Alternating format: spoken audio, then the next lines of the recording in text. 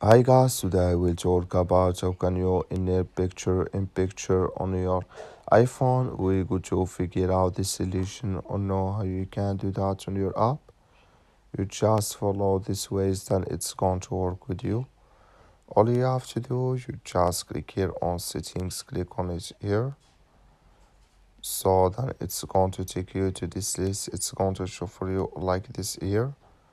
Then you go down, just keep going down, click here on general here, just click on it. So then you come to next step here, it's going to show for you like this here.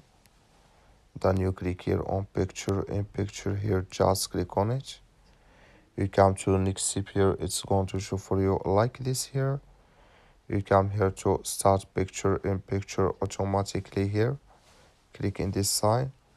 Like you see this color show for us.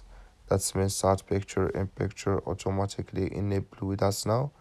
That's all you have to do. Thank you for watching. Don't forget to support us by liking and subscribe.